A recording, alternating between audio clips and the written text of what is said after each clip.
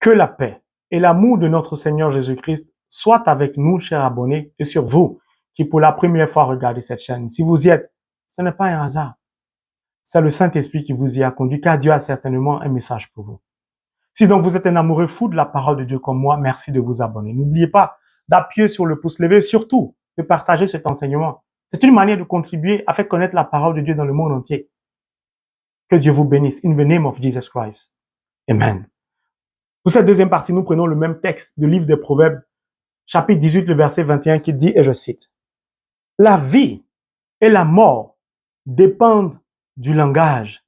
Qui l'affectionne pourra manger de son fruit. » Mes frères et mes sœurs, il est question du pouvoir de notre parole, de la puissance de notre langue. Cette langue qui nous permet de nous exprimer. Les mots que nous employons, les phrases, les paroles qui sortent de notre bouche, qui émanent de notre cœur, contiennent en leur sein une puissance divine qui nous permet soit de vivre ou de mourir, soit de réussir ou d'échouer, soit de prospérer ou d'être pauvre, soit d'être joyeux ou d'être triste. Mieux, nos paroles sont la source de la vie ou de la mort. Ça veut dire que nos paroles peuvent tuer nos semblables. Car notre langue est considérée comme une arme. Lorsque tu mens beaucoup dans ta famille, lorsque tu prends les conversations ici pour aller dire ici, tu divises les membres de la famille. Et Dieu dit, tu dois accepter d'assumer les conséquences. Quand tu mens sur quelqu'un, lorsque tu prononces des fausses accusations sur quelqu'un, tu finis par détruire la vie de cette personne ou tu finis par détruire la vie de toute une famille. Nous devons donc faire attention à ce que nous disons, aux paroles que nous prononçons. Car certaines personnes vont jusqu'à dire, Dieu vous donne une révélation ou Dieu vous a parlé au travers d'un don spirituel. Et vous dites non, ce que Dieu m'a dit, ce que j'ai vu, en songe ou en vision, ce que le serviteur de Dieu m'a dit, non, ça là, je ne pense pas que Dieu peut accomplir ça dans ma vie. Ah bon? Mais ce que tu viens de dire, comment se fait-il qu'après, tu vas te mettre à genoux pour prier Dieu? Si tu dis que Dieu ne peut pas accomplir ce qu'il t'a révélé, ne t'adresse plus à lui parce qu'il ne va plus jamais t'exaucer aussi longtemps que tu penses ça. Mon frère, ma soeur, si tu as prononcé de telles paroles sur ta vie, je t'en supplie, va te mettre à genoux, implore la miséricorde de Dieu. Demande à Dieu d'annuler la conséquence de tes paroles. Je t'en supplie. Sinon, tu ne vas pas t'en sortir. Beaucoup de personnes sont plongées dans des difficultés parce qu'elles ont prononcé des paroles, soit quand elles étaient enfants, soit quand elles étaient jeunes, soit adolescents. Et aujourd'hui, ne s'en sortent plus. Est-ce qu'aujourd'hui, Dieu est capable de faire ça encore? Je ne pense pas. De toute façon, Dieu ne va pas le faire. Mais tu dis à Dieu, qui t'a donné le pouvoir de la parole, lui qui a créé les cieux et la terre, qui ne peut pas accomplir des prodiges dans ta vie. Mais lis la Bible, Genèse 18, verset 14. Y a-t-il quelque chose de trop prodigieux aux yeux du Seigneur? Est-ce qu'il y a quelque chose de trop grand que Dieu ne peut pas faire? Mon frère, ma soeur, tu dois faire attention à ce que tu prononces, à ce que tu dis. Car tes paroles détruisent la vie de d'autres personnes. Et les gens, vous êtes avec eux. Quand vous dites, nous devons nous entendre pour faire ça, essayons de nous mettre ensemble pour réaliser tel projet. Quand ils prennent la parole, ils disent, moi, je pense que je vais faire ça, je vais faire ci. Au travers de leurs paroles, vous pouvez identifier le caractère égoïste, égocentrique de ces personnes. À partir de là, tout le monde va vous fuir. Et vous allez prier Dieu, Seigneur, je ne comprends pas ma vie. Mais quand tu parles, tes paroles sont sources de ta vie. Nous devons donc faire attention, mes frères et mes sœurs, à ce que nous faisons, à ce que nous disons. Car le diable entend nos paroles. Le diable se sert de nos paroles pour nous détruire, pour nous accuser devant Dieu.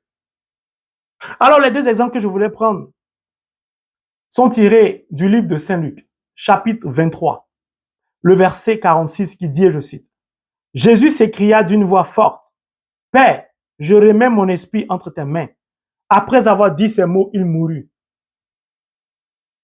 N'est-ce pas que Jésus est Seigneur à la gloire de Dieu le Père? N'est-ce pas que Jésus avait Word of God, la parole de Dieu, le Verbe qui s'est fait chair? Jésus a pris donc la condition humaine pour nous indiquer un chemin, pour nous montrer la route à emprunter. Mais lorsqu'il a pris la condition humaine, la Bible n'a pas dit que poussière tu es, poussière tu retourneras. Vous allez comprendre pourquoi je dis ça. S'il a pris la condition humaine, donc il est fait de poussière.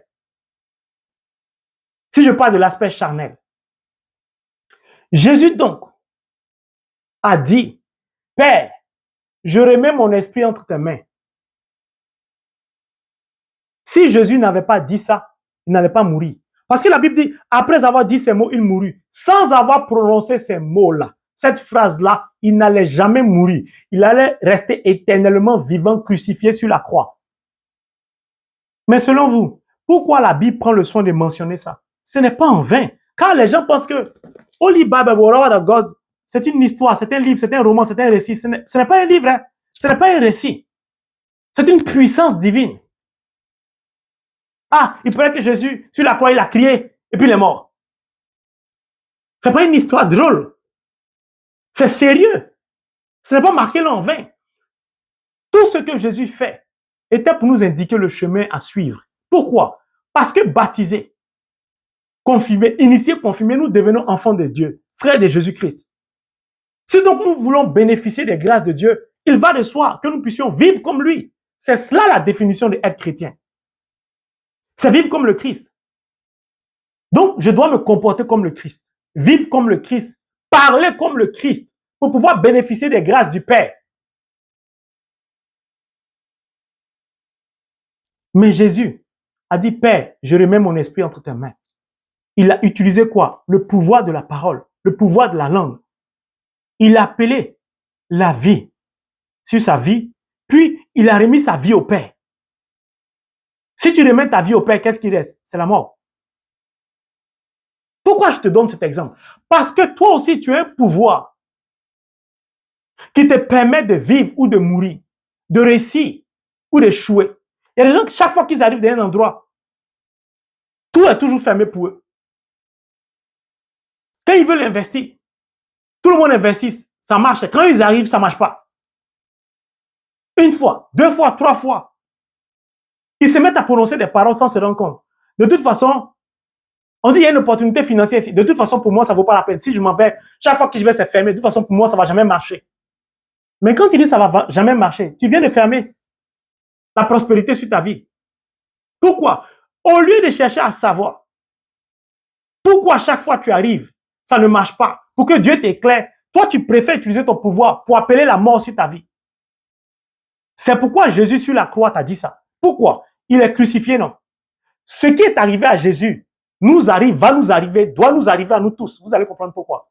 C'est pourquoi ce que le diable fait avec toi, ne t'inquiète pas, acclame le Seigneur. Si vraiment tu es attaché à Holy Bible comme moi, si tu lis the Word of God, si ta vie est conforme à la parole de Dieu, si tu la pratiques, tu vas voir que le diable ne peut rien te faire. Mieux, s'il arrive à troubler ta vie, à te traumatiser, Dieu va se servir de ça pour te bénir. Parfois, le diable facilite notre grâce, notre bénédiction. Vous allez comprendre pourquoi. Le diable a voulu s'en prendre à Dieu, non? Le diable a oublié que Jésus est le Verbe qui s'est fait chair, il est la parole vivante. Je vous ai dit, le diable n'est pas intelligent. Le diable vaut rien, il est nul. Le diable n'a aucun pouvoir sur la créature de Dieu. À plus forte raison, sur la créature baptisée, confirmée, marquée du sceau de l'Esprit Saint, le diable est désemparé face aux chrétiens qui conforment leur vie à la parole de Dieu. Mon frère, ma soeur, cet enseignement me tient à cœur parce que ça va t'aider à sortir de ta pauvreté. Tu vas voir que tu n'as pas besoin de crier à Dieu tous les jours. Tu vas simplement prononcer des paroles. Ce qu'on appelle faith, la foi. Ta prière qui prend appui sur la parole de Dieu va produire le miracle dans ta vie. Tu vas voir que, Seigneur, pardon, je t'ai dérangé tout le temps pour rien. Parce que tu vas appeler la voiture à l'existence, elle va exister. Tu vas appeler le visa à l'existence, il va exister. Tu vas appeler l'enfant, il va exister dans tes entrailles. Tout ce que tu veux, tu vas appeler la prospérité va exister. Car ce qui te permet de prospérer, c'est la bénédiction de Dieu, c'est tout. Mais si Dieu te bénit, que tu te comportes comme Salomon, tu prends ça pour appeler des femmes qui pratiquent l'idolâtrie. Toi-même, tu te permets de prononcer des paroles, c'est-à-dire que de pratiquer l'idolâtrie. Parce que quand tu vas voir un marabout, bien sûr, un fétiche, tu prononces des paroles. Les paroles là te lient à cet esprit mauvais. Et après, tu es étonné que tu es torturé. Mais tu es rentré par ta parole dans une alliance avec un démon. C'est pourquoi le Seigneur te dit, c'est toi-même qui es rentré dans la mort. Moi, je n'y suis pour rien, mais heureusement que Dieu est miséricordieux. Vous savez, si le cœur de Dieu n'était pas miséricordieux, nous les chrétiens, on était perdus. Je vous dis la vérité, un chrétien qui est séparé de la miséricorde de Dieu est mort. Mais gloire soit rendue à Dieu, qui toujours nous témoigne de sa miséricorde. Sans ça, on était foutus. Quand tu as prononcé des paroles, tu as établi un lien avec les fétiches, sur un bois, sur un caillou, et qu'aujourd'hui tu es tourmenté par les démons, tu viens crier à Dieu, mais tu es baptisé, confirmé, et tu allais lier, tu allais tisser une alliance, un pacte avec des mauvais esprits. Tu t'attendais à quoi en retour? Mais Dieu est miséricordieux, qui t'aide à en sortir au nom de Jésus. Toi qui vis ce genre de situation, où que tu te trouves, c'est pas de ta faute, peut-être c'est l'ignorance. Parfois on est tellement dans des difficultés, on emprunte des chemins, malheureusement, qui ne sont pas les chemins indiqués par Dieu. Donc le diable a décidé de troubler la vie de Jésus, de traumatiser Jésus. Il sait très bien que Jésus est le Verbe qui s'est fait chair. C'est comme ça que le diable veut nous traumatiser aussi. Mais vous allez comprendre comment vous devez vous en sortir. D'ailleurs, une parenthèse ouverte, je vous en supplie. Quand vous voulez prier, combattre contre les démons, pardonnez, j'entends trop, arrêtez de dire, je te taille, je te coupe, je t'écrase, je t'épile, pardonnez, arrêtez ça. Un esprit, tu ne peux pas le couper, tu ne peux pas le piler, tu ne peux pas l'écraser, pardon. Le pouvoir de la parole que tu as là, ce n'est pas pour faire ça. Franchement, j'ai parcouru la Bible, Holy Bible, c'est pourquoi je vous invite à lire la parole de Dieu. Je n'ai pas lu dans la parole de l'Ancien Testament jusqu'au Nouveau qu'ils ont coupé un esprit en deux, qu'ils l'ont taillé. Parenthèse fermée. Mon peuple périt faute de connaissance. Parfois, l'ignorance nous tue. Parce que moi-même avant, je t'écrase, je t'épile. Quand j'ai fini de dire ça, ma vie ne change pas. Le démon veut détruire ma vie, il est là. Alors, le diable va décider d'abord d'empêcher le Christ de nous indiquer le vrai chemin. C'est-à-dire, s'il a pris la condition humaine, il est fait de chair. Ce qui revient à dire qu'il est poussière. Donc, il doit retourner à la poussière. Poussière, tu es, poussière, tu retourneras. Donc, le diable veut empêcher le Christ d'accomplir la parole de Dieu. Mais le diable n'est pas intelligent. Parce que le diable n'a pas compris que dans la même parole, ils ont dit que le Christ ne va pas mourir. Ses os ne vont pas être broyés. Je vous ai dit que le diable est nul. Qu'est-ce qu'il va faire? Il va premièrement clouer les mains de Dieu. Vous allez comprendre pourquoi j'ai parlé de la poussière. En clouant les mains de Dieu, il veut empêcher Jésus d'accomplir des miracles, c'est-à-dire d'imposer la main, par exemple, au malade pour qu'il puisse guérir. Ça, c'est la compréhension du diable, qui lui est nul. Il s'est dit en crucifiant les mains, il ne peut plus imposer la main au malade. Il ne peut plus arrêter le cortège de quelqu'un pour dire, lève-toi, sors du cercueil. Puis, il décide de clouer les pieds du Christ. Vous savez pourquoi? Pour l'empêcher de partir de ville en ville, de village en village, de hameau en hameau, de pays en pays. Ce faisant, il empêche le Christ d'accomplir sa mission. Et le diable se réjouit, il pense qu'il a gagné. De ce fait, il décide de clouer le Christ, puis de le lever sur un bois pour le séparer de la terre, pour ne pas qu'il retourne à la terre. Mais comme le diable n'est pas intelligent, il est nul, il oublie. Quand voulant séparer Jésus de la terre, il a fini par élever le Christ.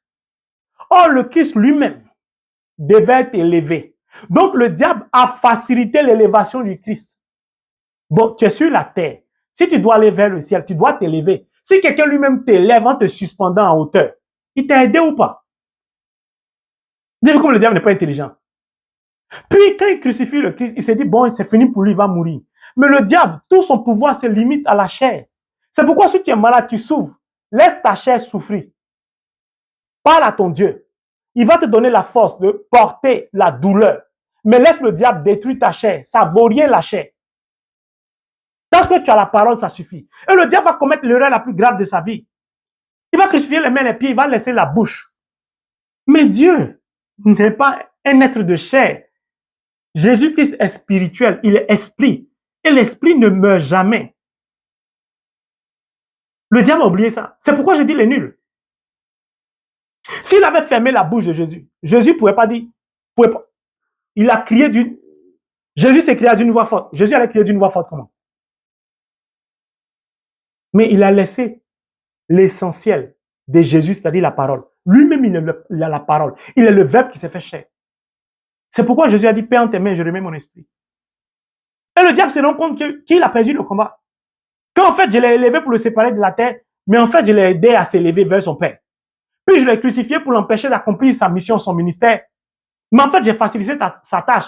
Parce qu'en faisant ça, je lui ai permis de montrer à ses frères et sœurs, c'est-à-dire aux baptisés confirmés, que la chair ne sert de rien. Que quelles que soient les tribulations, quel que soit le déchaînement du diable dans notre vie, on a toujours la victoire sur lui. Tant qu'on a la possibilité d'utiliser le pouvoir de la parole. C'est pourquoi j'aime la parole de Dieu. Quand vous comprenez, Holy Bible, the Word of God, vous comprenez que ce que le diable est en train de faire pour te tourmenter, pour t'empêcher d'avoir un enfant, pour t'empêcher de travailler, pour te faire sortir de la pauvreté, en fait, il prépare le chemin de ta réussite in the name of Jesus. Il te montre que par le chemin qu'il empruntait pour te torturer est le chemin par lequel Dieu va passer pour glorifier son nom dans ta vie en t'élevant. Pour que le diable soit désemparé. Il va dire, mais comment lui, il a fait pour s'en sortir? C'est pas possible. Mais le diable oublie que c'est la parole qui est la puissance du chrétien. Ce n'est pas la chair. Ce n'est pas la chair. La chair ne sert à rien. C'est l'esprit qui vivifie. Mon frère, ma soeur, est-ce que tu comprends le message? Tu me diras certainement, oui, mais ça, c'est parce qu'il était Jésus, c'est parce qu'il était Dieu, qu'il a pu accomplir ça. Non. Ce que Jésus a accompli sur la croix, en s'écriant d'une voix forte, Père, en tes mains, je remets mon esprit, c'est pour te dire, chaque fois que tu es en danger, tu peux avoir la victoire. Ne laisse pas le diable te tuer. Utilise le pouvoir de la parole pour appeler ta vie. Si tu vois que ça ne va plus, remets ton esprit entre les mains du Père. Le diable aura perdu.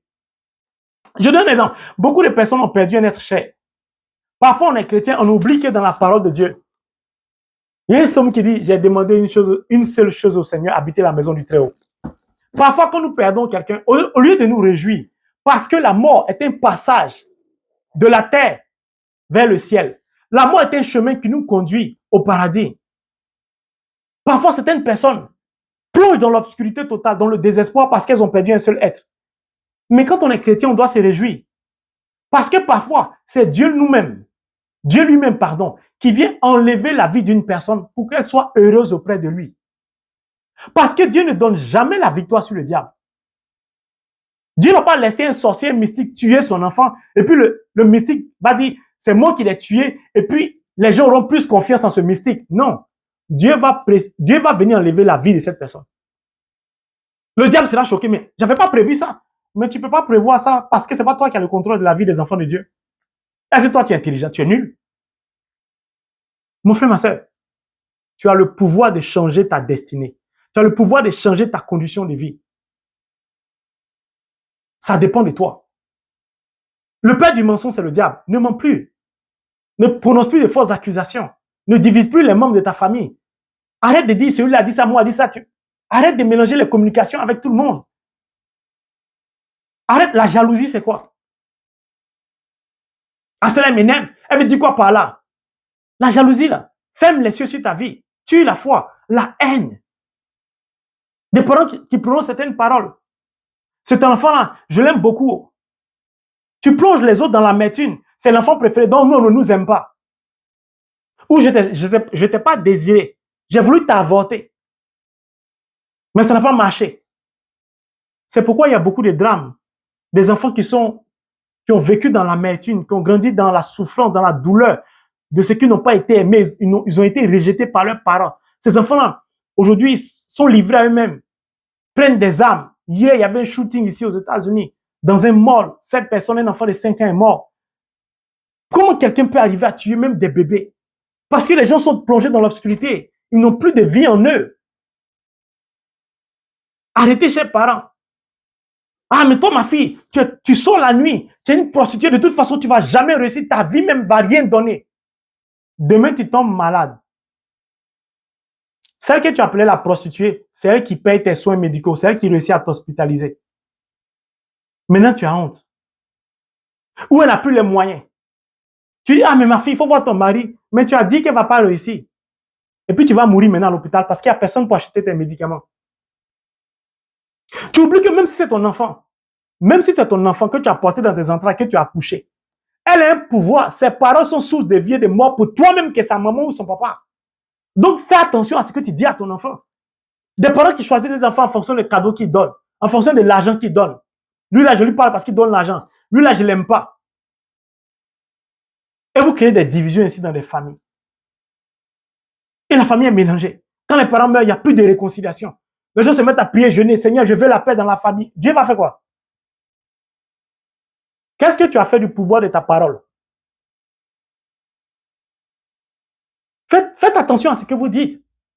Faites attention aux paroles que vous prononcez, aux mots que vous utilisez. Il y a des mots qui sont violents, qui blessent, qui touchent l'âme. Tu es chrétien et puis tu oses dire, moi, je ne vais jamais lui pardonner. Ça, là, seulement, il peut tout pardonner, sauf ça. Ah bon? Que fais-tu de la miséricorde de Dieu? Tu ne vas jamais lui pardonner. Mais Dieu ne va jamais te pardonner. La Bible est claire. Ce que vous n'aimez pas qu'on vous fasse, ne faites pas ça à autrui. Mon frère, ma soeur, tu dois faire attention. Je vais prendre le deuxième exemple. Parce que tu vas dire, c'est Jésus, non. Je vais te donner un exemple pour que tu comprennes qu'un homme était capable de faire ça. Il faut prendre Actes des Apôtres, chapitre 7. Un homme s'appelait Étienne. Un homme comme toi, comme moi. Étienne a proclamé le royaume des cieux comme Jésus. Ils l'ont lapidé. Parce que ce qu'il disait dérangeait beaucoup de personnes. Ils ont dit non, ce que Étienne dit, on peut plus accepter d'écouter ça. C'est insupportable. Ils ont commencé à déchirer ses vêtements. Qui était là? Celui qu'on appelait Saul de Tarse. Il était arrêté là. Celui qui gardait certains vêtements de Étienne, qu'on appelle Saint Étienne aujourd'hui. Puis ils ont lapidé Étienne avec des cailloux. Imaginez la souffrance d'Étienne. On le lapidait, Étienne ne mourait pas. Étienne a fait la même chose que Jésus. Quand je prononce cette phrase, le fait même d'y penser dans mon cœur, j'ai la chair des poules. Tellement l'Esprit de Dieu est puissant. Étienne va dire, je vois les cieux ouverts, le Fils de l'homme assis à la droite de Dieu le Père. Alléluia. Gloire à toi, Seigneur. Donne-moi de vivre une telle élévation spirituelle comme Étienne. J'aime la parole de Dieu. Un homme, pendant qu'il est lapidé, il ne cherche pas à dire, ne me tuez pas, ne me tuez pas, ne me tuez pas, pardonnez-moi, ce que j'ai dit, je dis plus. Il a gardé sa foi jusqu'au bout. Il est resté fidèle à Jésus. Et il a dit, ma mort, non, ce ne sera pas l'œuvre des humains. Ce sera ma décision et la volonté de Dieu. Étienne va prononcer les mêmes phrases que Jésus. Lorsqu'il a fini de dire, je vois le ciel ouvert, le Fils de l'homme assis à la droite du Père, de Dieu. Il a dit, Père, entre tes mains, je remets mon esprit. Puis, Étienne est mort. Étienne n'aurait pas remis son esprit entre les mains de Dieu. Il n'allait pas mourir. Même si on le lapidait avec des cailloux, des rocs, ou je ne sais pas, tout ce qui est immense. Étienne a utilisé son pouvoir pour remettre sa vie entre les mains de Dieu. Parce qu'il sait qu'il est charnel, la chair. Elle est soumise à la loi du diable. Il s'en fout. Mon frère, ma soeur, comment réagis-tu dans les difficultés? Quelles sont les paroles que tu prononces? Est-ce que tu remets ta situation entre les mains du Père? Ou tu dis, je suis foutu. Ça, c'est pas pour moi. Dans cette compagnie-là, on dit, si tu n'as pas tel diplôme, on ne peut pas te prendre. Moi, je ne suis pas allé loin à l'école, j'ai le niveau CM2, on ne va jamais me prendre. Donc, on ne va pas postuler, ils ne vont jamais te prendre. Parce que tu es en train de dire à Dieu que pour te bénir, il faut que tu aies un diplôme. Est-ce que tu as déjà lu la Bible, The Word of God? Ça marque le diplôme de Jésus. Marie de Magdalene, Marie-Madeleine, elle avait un diplôme? Non. Pierre, il avait un diplôme. Quelqu'un qui parlait devant le Sanhédrin, les gens étaient choqués. On dit, mais lui, il n'est pas instruit. Comment il fait pour parler aussi brillamment? C'est le Saint-Esprit qui fait ça. Mon frère, ma soeur, tu dois te rendre compte que le pouvoir de la parole qui t'a été donné doit te permettre de vivre, de réussir, d'être joyeux ou joyeuse. Et non de prononcer des paroles qui vont te conduire dans la mort ou dans l'obscurité. Je t'en supplie. Car la vie de ton prochain est entre tes mains. Pour la troisième partie, je vais prendre mes derniers exemples. Je préfère faire les vidéos courtes pour que tout le monde puisse regarder. C'est très important. Car au soir de cet enseignement, beaucoup de personnes vont changer leur manière de parler. Elles vont comprendre. Le fait d'arrêter de mentir va appeler la bénédiction sur leur vie. C'est l'exemple que je vais prendre, vous allez comprendre. Que Dieu, dans son infinie bonté, vous bénisse, vous donne d'entrer dans l'accomplissement du désir de votre cœur. In the name of Jesus Christ. Amen.